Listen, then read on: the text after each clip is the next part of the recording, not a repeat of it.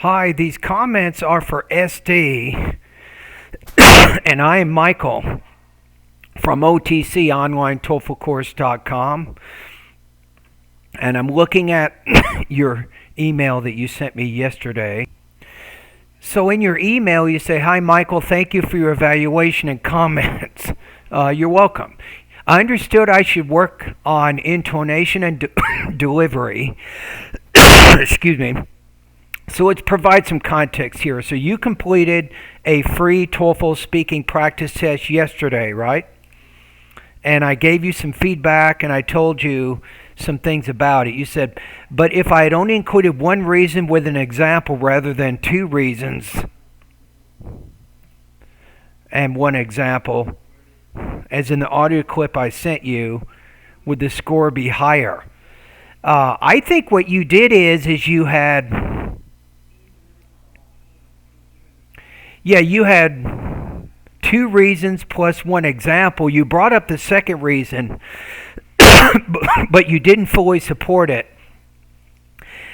Nobody knows exactly how the TOEFL scores your speaking practice test, right? And nobody knows exactly. You have SpeechRater, which is the scoring engine that scores your speaking for linguistic features, right?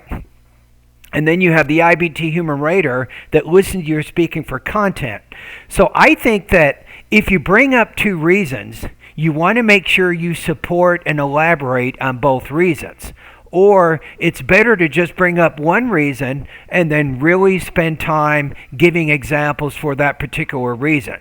Because that shows that you can elaborate on the idea and you can provide specific information to support the idea. So would you score higher if you had included one reason along with a specific example and elaboration of that? I think you might have gotten 1 point or 2 points higher. Yes. So the answer is yes. I think you would have done better. So what I was saying in my comments is don't bring up an additional reason unless you have enough time to support that with specific details. That's what I'm saying. You said I tried to squeeze in two reasons as I'd read on the internet. It is good to give two reasons as long as you support those two reasons with specific telling detail. That's what I'm saying. So does giving only one reason not affect my score? No. As long as you elaborate on it and you give examples to support that idea, you'll be fine.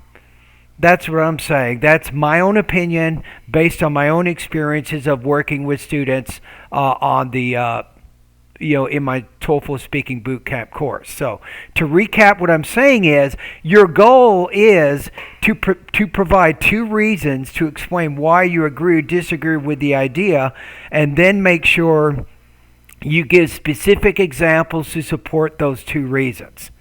That's what I'm saying, right? Now, if you can't give enough, if you don't have enough time for that second reason, then don't provide that because you're not elaborating on that idea. And then I think it will be counted against you. That is my comments on that.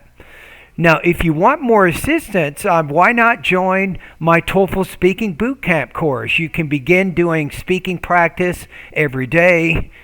I will give you feedback on your speaking practice every day, right? And then usually, if you do that, probably after about 1 or 2 months, I can get your speaking scores or your speaking proficiency where you're scoring between let's say 26 and 30 points on every speaking practice test. Then you know you're ready to take the TOEFL IBT exam.